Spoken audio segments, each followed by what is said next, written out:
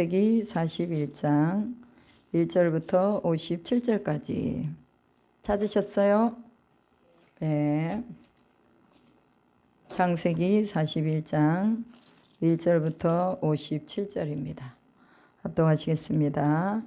만 2년 후에 바로가 꿈을 꾼즉 자기가 나일 강가에 서 있는데 보니 아름답고 살찐 7 암소가 강가에서 올라와 갈밭에서 뜯어먹고 그 뒤에 또 흉하고 파리한 다른 7 암소가 나일 강가에서 올라와 그 소와 함께 나일 강가에 서 있더니 그 흉하고 파리한 소가 그 아름답고 살찐 7 소를 먹은지라.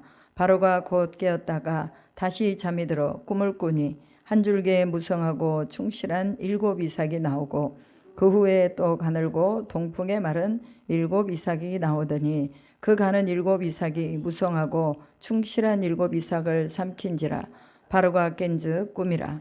아침에 그의 마음이 번민하여 사람을 보내어 애굽의 점술가와 현인들을 모두 불러 그들에게 그의 꿈을 말하였으나 그것을 바로에게 해석하는 자가 없었더라. 술 맡은 간원장들이 바로에게 말하여 이르되 내가 오늘 내 죄를 기억하나이다. 바로께서 종들에게 놓아사 나와 떡 굽는 간원장을 친위 대장의 집에 가두셨을 때에 나와 그가 하룻밤에 꿈을 꾼즉 각기 뜻이 있는 꿈이라.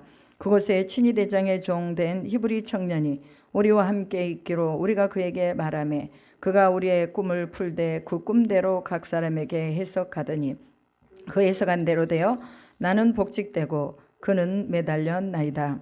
이에 바로가 사람을 보내어 요셉을 부르매 그들이 급히 그를 옥에서 내놓은지라.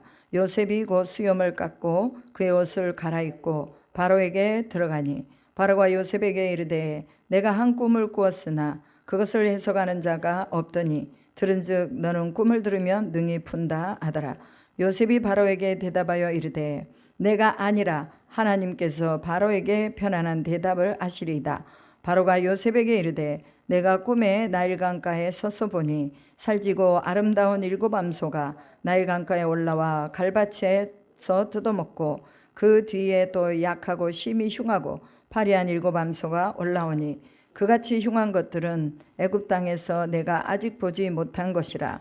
그 파리하고 흉한 소가 처음에 7 살찐 소를 먹었으나 먹은 듯하지 아니하고 여전히 흉하더라. 내가 곧 깨었다가 다시 꿈에 보니 한 줄기에 무성하고 충실한 7 이삭이 나오고 그 후에 또 가늘고 동풍에 마른 7 이삭이 나더니 그 가는 이삭이 좋은 7 이삭을 삼키더라.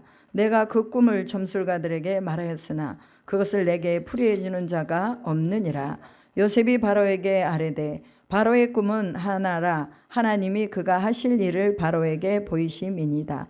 7 좋은 암소는 7 해요 7 좋은 이삭도 7 해니 그 꿈은 하나라. 그 후에 올라온 파리하고 흉한 7 소는 7년이요 동풍에 말라 속이 빈 7 이삭도 7해 흉년이니 내가 바로에게 이르기를 하나님이 그가 하실 일을 바로에게 보이신다함이 이것이라. 온 애굽 땅에 7해 큰 풍년이 있겠고 후에 7해 흉년이 들므로 애굽 땅에 있던 풍년을 다 잊어버리게 되고 이 땅이 기근으로 망하리니 후에 든 큰 그 흉년이 너무 심함으로 이전 풍년을 이 땅에서 기억하지 못하게 되리이다. 바로께서 꿈을 2번 겹쳐 꾸신 것은 하나님이 이 일을 정하셨음이라. 하나님이 속히 행하시리니 이제 바로께서는 명철하고 지혜 있는 사람을 택하여 애굽 땅을 다스리게 하시고 바로에게는 또 이같이 행하사 나라 안에 감독관들을 두어 그 7해 풍년에 애굽 땅의 5분의 1을 거두되 그들로 장차 올 풍년의 모든 곡물을 거두고 그 곡물을 바로의 손에 돌려 양식을 위하여 각 성읍에 쌓아두게 하소서. 이와 같이 그 곡물을 이 땅에 저장하여 애굽 땅에 임할 7해 흉년에 대비하시면 땅이 이 흉년으로 말미암아 망하지 아니하리이다. 바로와 그의 모든 신하가 이를 좋게 여긴지라. 바로가 그의 신하들에게 이르되 이와 같이 하나님의 영에 감동된 사람을 우리가 어찌 찾을 수 있으리요 하고 요셉에게 이르되 하나님이 이 모든 것을 내게 보이셨으니 너와 같이 명철하고 지혜 있는 자가 없도다. 너는 내 집을 다스리라. 내 백성이 다 내 명령에 복종하리니 내가 너보다 높은 것은 내 왕자뿐이니라. 바로가 또 요셉에게 이르되 내가 너를 애굽 온 땅에 총리가 되게 하노라 하고 자기의 인장 반지를 빼어 요셉의 손에 끼우고 그에게 세마포 옷을 입히고 금사슬을 목에 걸고 자기에게 있는 버금수리에 그를 태우매 무리가 그의 앞에서 소리 지르기를 엎드리느니라 하더라. 바로가 그에게 애굽 전국을 총리로 다스리게 하였더라. 바로가 요셉에게 이르되 나는 바로라 애굽 온 땅에서 내 허락이 없이는 수족을 놀릴 자가 없으리라 하고 그가 요셉의 이름을 사분낫바네아라고 하고 또 온의 제사장 보디베라의 딸 아스낫을 그에게 주어 아내로 삼게 아니라 요셉이 나가 애굽 온 땅을 순찰하니라. 요셉이 애굽 왕 바로 앞에 설 때에 30세라. 그가 바로 앞을 떠나 애굽 온 땅을 순찰하니 7해 풍년에 토지 소출이 심히 많은지라. 요셉이 애굽 땅에 있는 그 7년 곡물을 거두어 각 성에 저장하되 각 성읍 주위의 밭에 곡물을 그 성읍 중에 쌓아두매 쌓아둔 곡식이 바다 모래같이 심이 많아 세기를 그쳤으니 그 수가 한이 없음이었더라. 흉년이 들기 전에 요셉에게 두 아들이 나되 곧 온의 제사장 보디베라의 딸 아스낫이 그에게서 낳은지라. 요셉이 그의 장남의 이름을 므낫세라 하였으니 하나님이 내게 내 모든 고난과 내 아버지의 온 집 일을 잊어버리게 하셨다 하며 차남의 이름은 에브라임이라 하였으니 하나님이 나를 내가 수고한 땅에서 번성하게 하셨다 함이었더라. 애굽 땅에 7해 풍년이 그치고 요셉의 말과 같이 7해 흉년이 들기 시작하며 각국에는 기근이 있으나 애굽 온 땅에는 먹을 것이 있더니 애굽 온 땅이 굶주림에 백성이 바로에게 부르짖어 양식을 구하는지라. 바로가 애굽 모든 백성에게 이르되 요셉에게 가서 그가 너희에게 이르는 대로 하라 하니라. 온 지면에 기근이 있음에 요셉이 모든 창고를 열고 애굽 백성에게 팔세 애굽 땅에 기근이 심하며 각국 백성도 양식을 사려고 애굽으로 들어와 요셉에게 이르렀으니 기근이 온 땅에 심함이었더라. 아멘.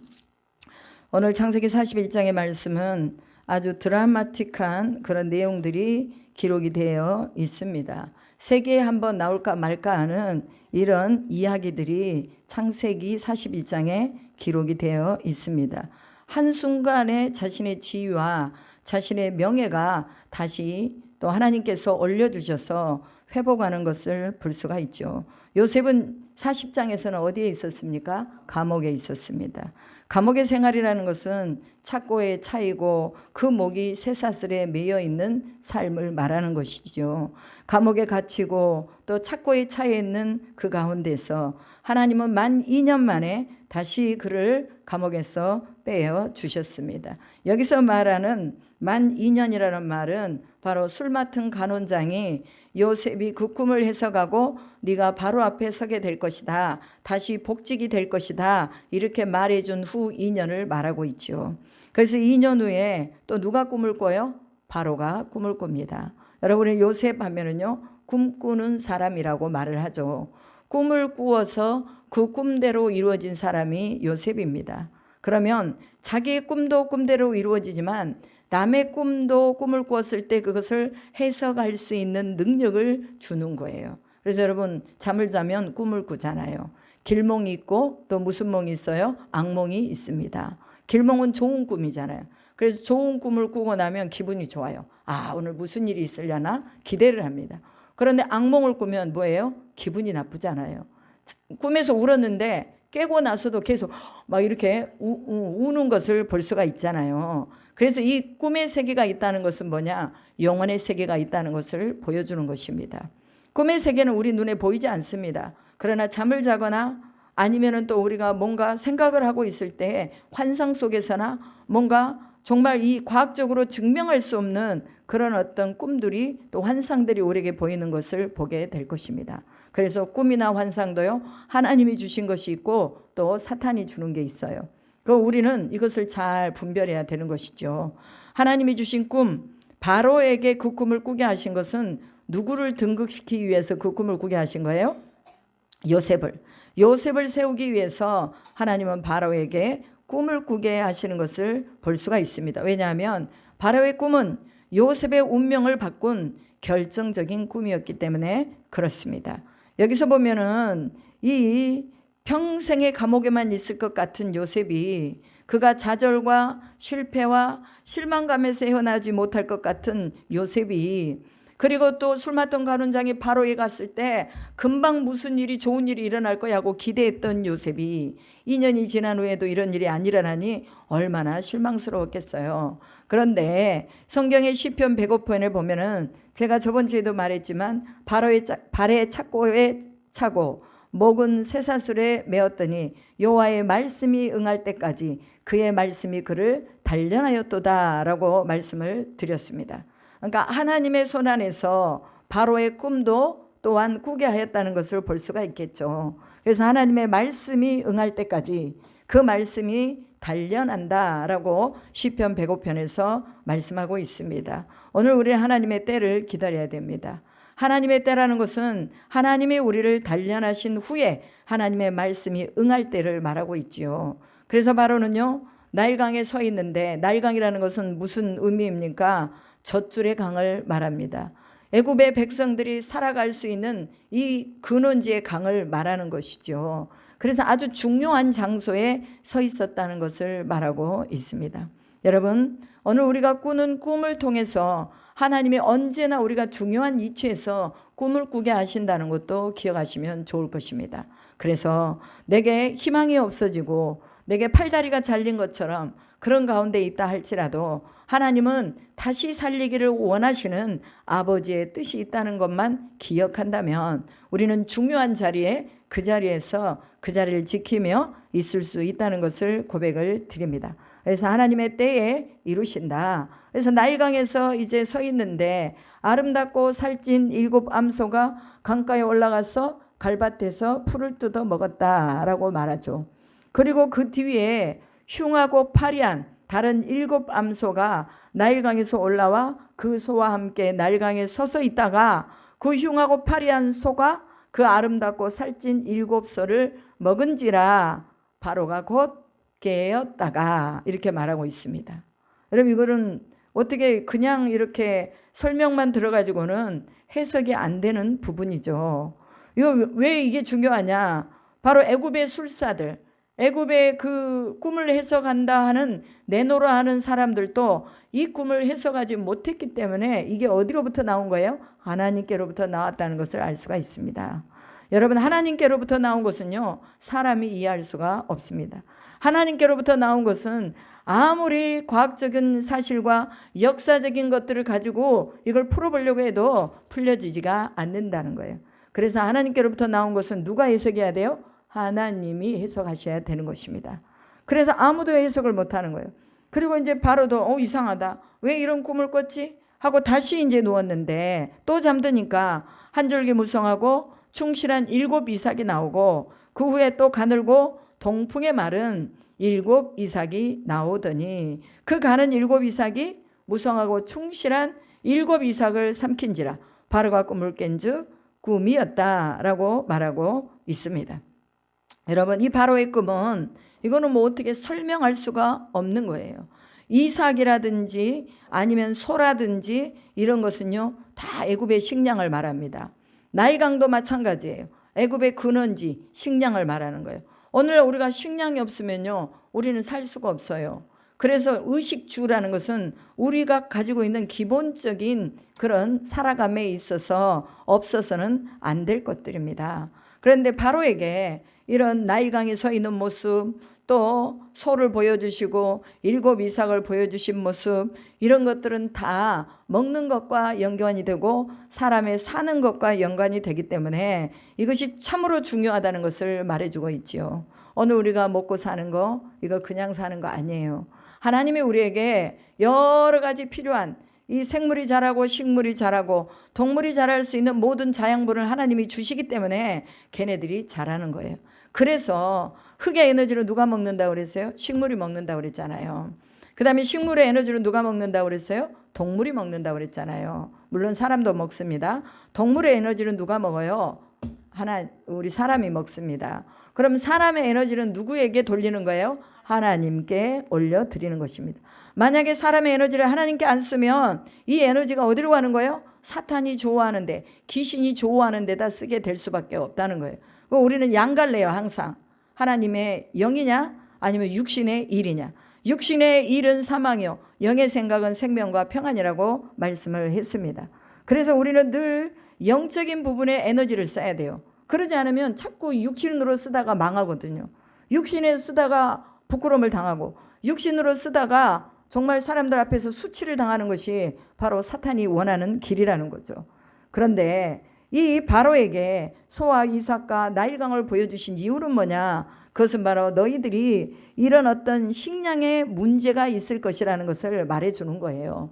그리고 그런 식량의 근원지가 누구다? 하나님이 그 근원지를 풀어야지만이 너희가 그 식량을 먹을 수 있다는 것도 말씀을 해주고 있는 것입니다. 그래서 이제 이 꿈이 해결이 안 되는 거예요. 누구에게 말해도, 점술가에도 말해도 안 되고 현인들에게 말해도 안 됩니다. 왜 그렇습니까? 이것은 과학적인 사실이나 역사적인 진행 과정과는 상관이 없는 거예요. 우리 삶에서도 사람들은요, 하나님을 증명해 보라고 말할 때가 많아요. 근데 하나님이 증명할 수 있는 분이 아니에요. 하나님은요, 믿어야 되는 거예요. 믿어야지 내 마음에 믿음이 생기는 거죠. 야, 하나님이 어디 있어? 라고 말할 때 하늘을 봐. 저 하늘 누가 펴셨냐? 공기를 숨을 들여 마셔봐. 누가 이 공기를 주셨냐? 산소가 지금 우리 가운데서 공급이 되고 있는데 이런 산소를 누가 주셨냐? 여러분 조금만 지혜를 가지면 우리가 알 수 있어요. 그런데 그 지혜마저도 사탄이 막고 있다는 거예요. 그래서 알지 못하는 거죠. 오늘 바로에게 하나님께서 이런 것을 보여주신 것은 뭐냐? 바로를 교만하게 하고 겸손한 자를 찾게 하는 시간이라는 것을 믿어야 합니다. 바로가 일국의 왕이잖아요. 그런데 왕이 못할 게 뭐 있어요? 그러나 왕은 자연계를 어떻게 터치할 수가 없는 거예요. 자연계를 터치하시는 분이 누구냐? 하나님이세요. 여러분 바다를 잔잔하게 하신 예수님이 나오잖아요. 그죠? 장수의 바다 해가지고 누가복음 5장, 6장, 7장에 나옵니다. 누가복음 7장에 이제 장수 에바다가 나오거든요.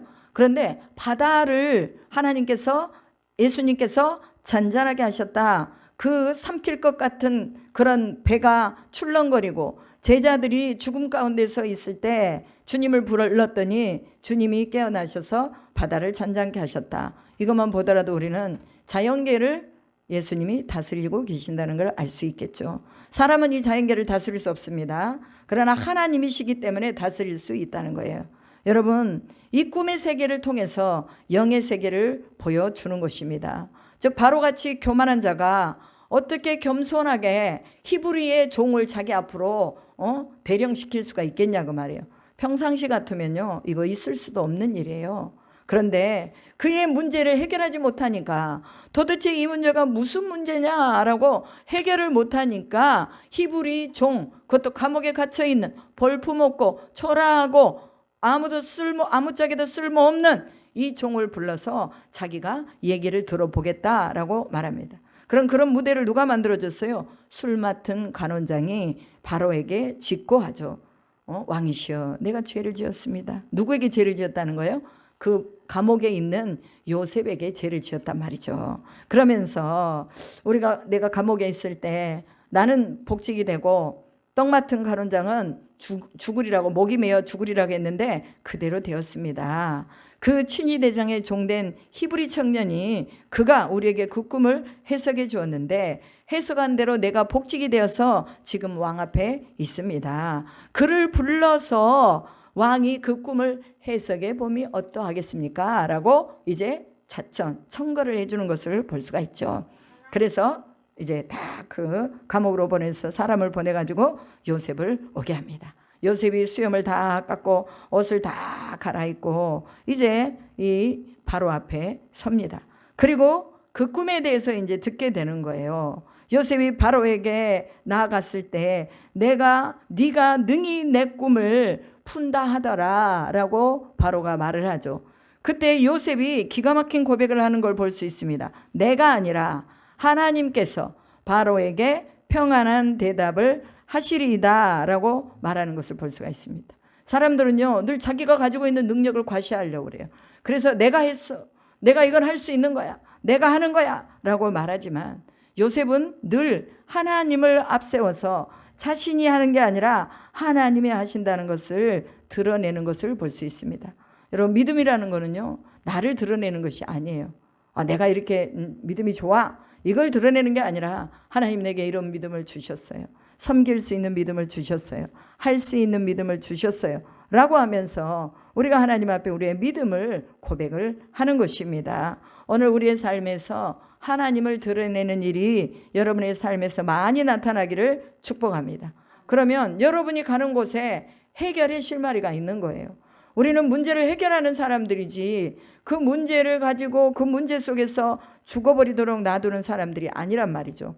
바로가 만약에 이 꿈을 해석하지 못했다면 어떻게 됐을까요? 풍년의 때에 띵가띵가 하고 놀다가 흉년의 때에 마찬가지로 다 그 지역에, 팔레스틴 전 지역에, 애굽 전 지역에, 또 저쪽에 아시아 전 지역에 이 흉년이 들었을 때에 아마 애굽도 망했을 것이라고 생각을 합니다. 그런데 이 흉년의 때를 대비할 수 있도록 하나님께서는 누구를 보내셔요?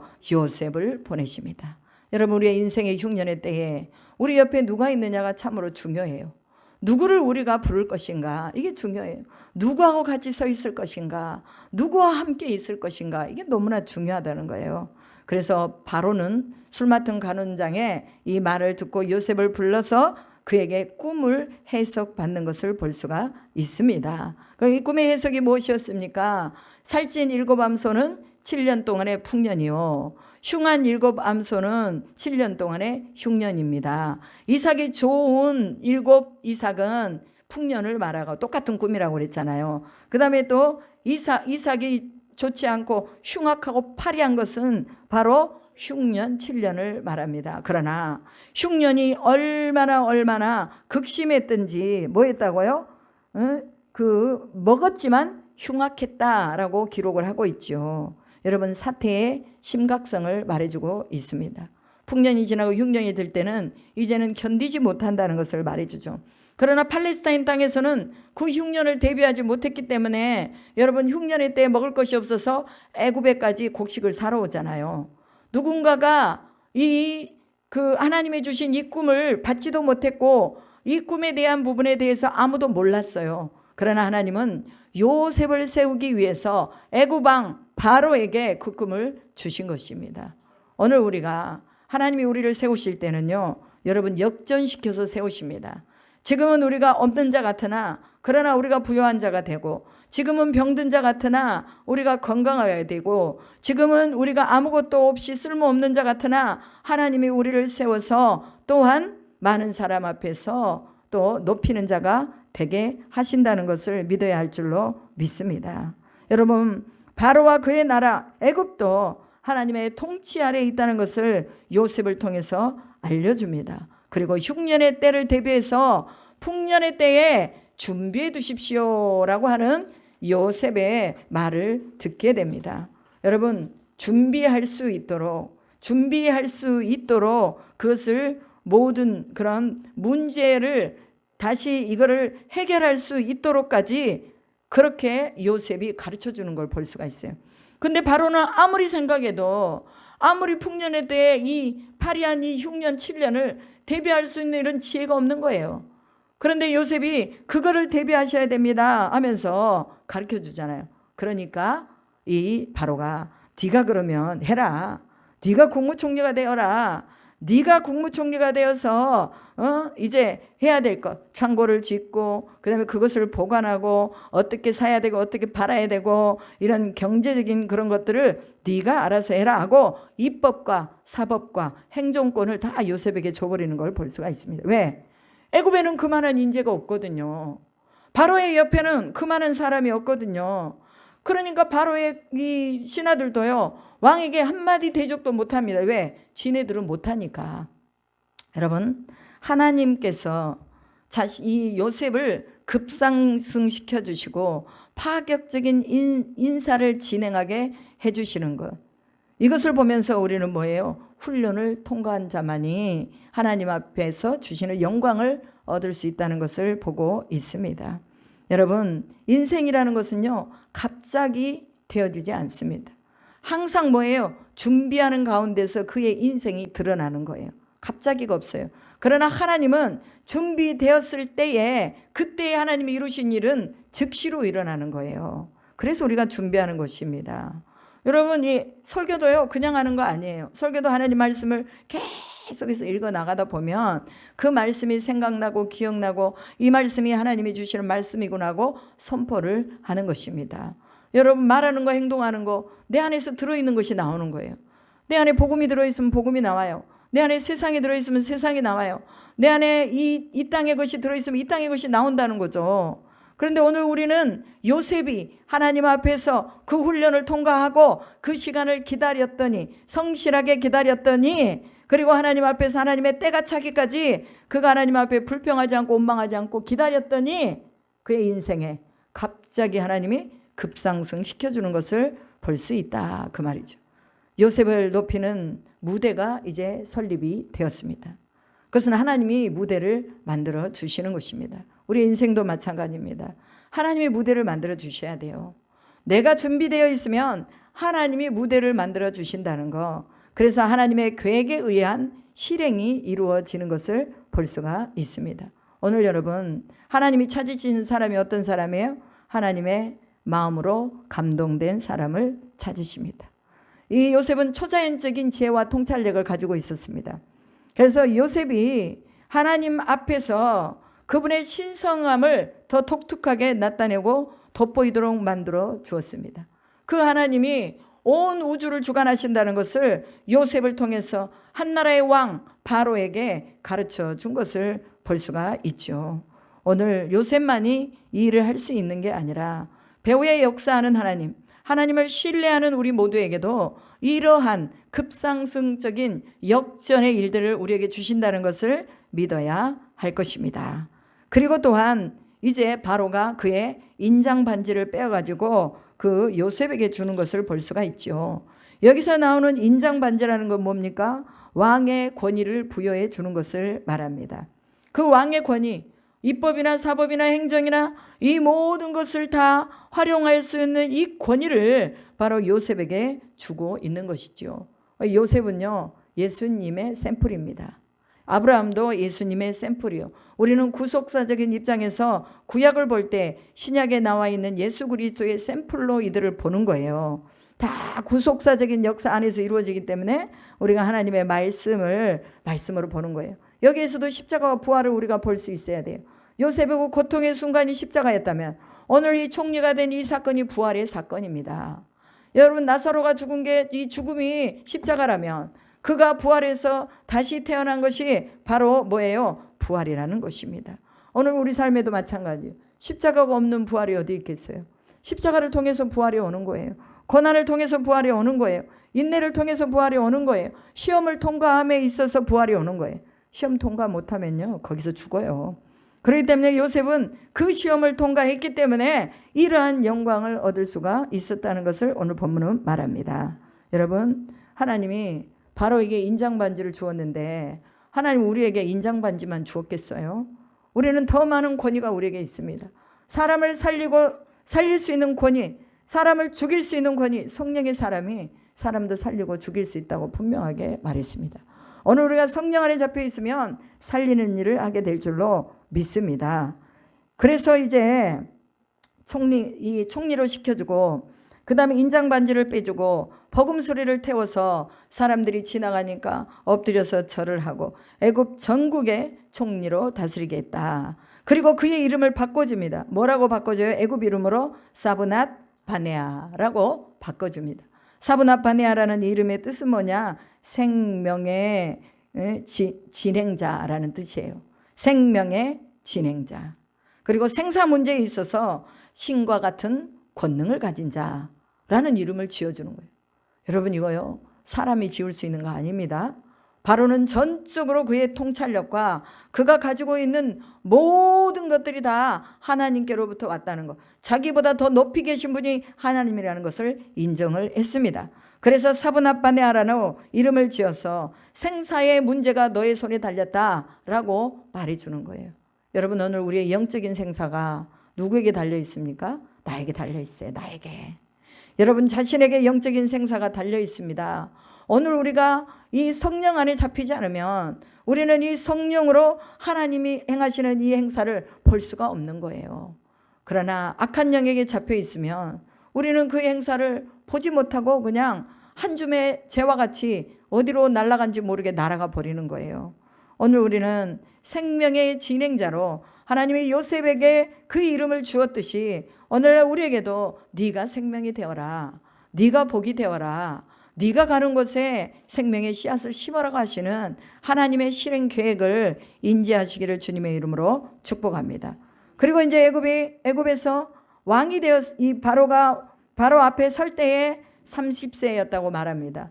그럼 17살에 그가 형들에 의해서 노예로 애굽으로 팔려갔습니다. 그리고 13년 동안을 뭐예요? 보디발의 집에서 일하면서 그 보디발의 집의 감옥에 한 3년 정도를 있었습니다. 그리고 나서 또 이제 나와가지고 이제 총리가 되었습니다. 그 나이가 30세예요. 이 30세라는 이 말 속에는요, 아주 중요한 의미가 들어 있습니다. 일할 만할 때에, 그리고 그가 모든 것을 통솔할 수 있을 만한 때에 하나님이 그를 세워주는 걸 볼 수가 있죠. 여러분, 미리 주잖아요. 미리 그냥 하나님 복을 줘버리고 미리 많은 걸 줘버리면요, 그걸 감당을 못해요. 그래가지고 무너지는 거예요. 사울왕이 왜 무너졌습니까? 그 영광의 무게, 왕이라는 영광의 물에 기스의 아들인데 왕이 될 만한 제목이 아니에요. 베냐민 지파 중에서도 가장 작은 자라고 자기가 고백을 했습니다. 그럼에도 불구하고 하나님이 그를 왕으로 세웠습니다. 그런데 어떻게 했어요? 그가 교만하여져서 하나님을 거역했습니다. 순종이 제사보다 낫다, 이 말도요, 사울왕을 통해서 하는 얘기예요, 오늘날에. 그래서 이 영광의 무게를 바칠 만한 영성이 없으면 오늘날 다 무너지는 거예요. 여러분, 하나님 왜 안 주시나 불평하지 마세요. 원망하지 마세요. 내가 갖춰져 있으면 되는 거예요. 나를 갖추고 있으면 돼요. 내가 영적으로 갖춰져 있어야 돼요. 하나님의 말씀으로 무장돼 있어야 돼요. 내가 악을 이길 만한 능력을 갖추고 있어야 돼요. 세상의 것에 이길 수 있는 힘을 가지고 있어야 돼요. 그래야지만이 이기는 거죠. 그래야지만이 하나님이 우리에게 어느 레벨까지 딱 올려주시는 거예요. 올려주시는 거예요. 오늘 우리가 요셉처럼 이렇게 생명을 진행하고 생사의 문제가 너에게 달렸다라고 말씀할 수 있도록 우리가 하나님 앞에 세워져야 될 줄로 믿습니다. 30세에 일할 수 있을 때에 또 하나님께서 인정하신 그때를 30세라고 말하고 있는 것이죠.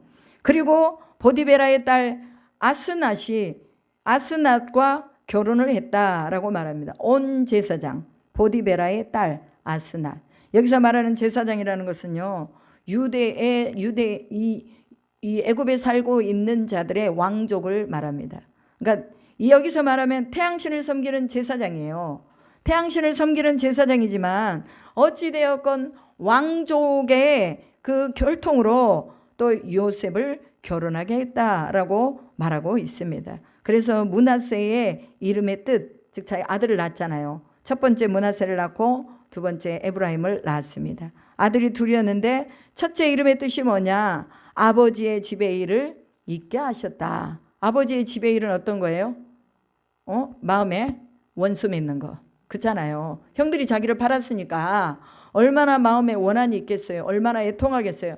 얼마나 이를 갈았겠어요. 얼마나 칼을 갈았겠어요. 그 마음에 내가 성공하면 가만두지 않을 거야. 내가 어느 정도 위치에 올라가면 가만두지 않을 거야. 용서하지 않을 거야. 이런 것이 속에서 막 끌어올랐는데 그 아들 므낫세를 딱 얻고 나서 그 마음이 사라졌다는 거예요. 야, 내가 내 아버지 집에 그 원통함을 내가 다 잊어버리겠다. 나의 고난과 나의 모든 슬픔과 고통, 아버지의 집에 있었던 모든 나를 괴롭게 했던 것들을 내가 싹 잊어버리겠다 하고 므낫세라는 아들의 이름을 지어준 것입니다.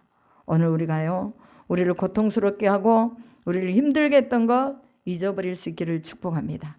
그 다음에 에브라임이라는 뜻이 뭐예요? 수고한 땅에서 창성하게 하셨다, 이런 뜻이 있습니다. 그런 에브라임의 뜻은 풍성함의 뜻이 있어요. 여러분, 우리가 우리 속에 있는 우리의 그 절망하게 만들고 고통하게 만드는 그런 것들을 우리가 다 잊어버리고 용서해 줬을 때 이 풍성함이 온다는 것도 에브라임을 통해서 우리가 보고 있는 것이죠. 이 모든 것은 다 누구에게 감사하는 이름이에요? 하나님께 감사를 돌리는 이름입니다. 오늘 우리가 하나님 앞에 감사하면서 하나님이 우리를 올려주셨을 때, 우리를 하나님께서 사랑 가운데서 높여주셨을 때에 그 높여주신 그 하나님을 잊어버리지 않도록 그 아들들의 이름을 통해서 그가 보는 거예요. 매일 보는 그 아들들의 이름을 부르면서 하나님께 감사한다. 하나님이 풍성하게 하셨다. 하나님이 나를 애굽의 총리를 세워주셨다. 이걸 잊지 않는 거죠. 여러분 잊어버리면요, 그때부터는 나락으로 떨어져 내려가는 것입니다. 그래서 이제 기근의 때가 맞이했고, 그 다음에 이 기근의 때에 팔레스타인 땅에도 기근이 임했다고 말했습니다. 그리고 그때 창고를 열어서 자기 백성도 양식을 자기 백성에게도 팔았고, 또 애굽으로 온 다른 지역의 사람들에게도 뭐예요? 양식을 팔았다라고 말합니다. 왜? 기근이 온 세상에 심함이었더라. 그러면 요셉의 꿈의 해석이 맞았어요? 틀렸어요? 맞았다는 거죠. 오늘 그렇습니다. 모든 예언과 해석은 이루어졌을 때 그것이 진짜예요. 그런데요, 이단들은요, 해석과 뭐 꿈을 꾸고 뭐를 하고 뭐 언제 지구의 종말이 온다, 몇 월 며칠 날 망한다, 다 하나님의 교회 안상홍, 장길자, 그 다음에 신천지 이만희, 여호와 증인, 박태선, 문선명 다 예언을 했지만 다 틀렸어요. 다 틀렸어요. 그럼 진짜라는 거예요? 가짜라는 거예요? 가짜라는 거예요. 오늘 진짜는 뭐냐? 예언된 말씀이 이루어져야 진짜라는 거예요. 해석된 이 말이 그대로 되어야 진짜라는 거예요. 요셉은 정말로 그 땅에 기근이 와가지고 수많은 지역에서 그들의 흉년의 때에 온 땅에 먹을 것이 없어서 애굽에서 창고를 풀었다고 얘기하고 있습니다. 그리고 41장이 딱 끝나는 거예요. 그럼 42장에서는요, 또 드라마틱한 그런 저기가 또 진행이 됩니다. 여러분 성경을 읽으면서 우리는 어떤 마음을 가져야 돼요? 나도 요셉처럼 저렇게 하나님을 신뢰하고 하나님 말씀을 이루는 사람이 되어야 되겠구나. 요셉처럼 저렇게 감옥에 지금 갇혀 있어도 그러나 하나님이 다시 꺼내서 높여주시는 그런 존중되는 사람으로, 하나님께 영광을 돌리는 사람으로 그렇게 세워져야 되겠구나 하는 그런 간절함이 우리 속에 와야 되는 것입니다. 여러분 성경은 왜 읽습니까? 이 성경은요, 우리로 모델 삼으라고 성경을 주셨다고 말합니다. 어떤 사람은 망했고 어떤 사람은 승리했다.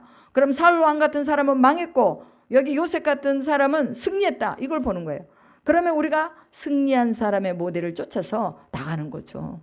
여러분의 삶의 모델을요, 실패한 사람을 모델로 삼지 마시기 바랍니다. 우리는 승리한 사람을 모델로 살아요. 왜 우리나라 교과서에서 이순신 장군 거북선을 가르쳐 줍니까? 그것은 이순신 장군이 나라를 사랑해서 승리했다고 말이에요. 그 승리한 것을 너희도 배워라 하고 교과서에서 가르쳐 주는 거예요. 오늘 성경이 우리에게 말하는 거, 요셉의 삶을 너희가 배워라 그 말이에요. 배워라. 그리고 요셉처럼 너희가 그렇게 살아라. 그러면 사람들이 모든 사람의 생명이 너로부터 나온 것이다 라고 권능을 가진 자로 하나님이 인정해 줄 것이다 라고 말하는 거죠.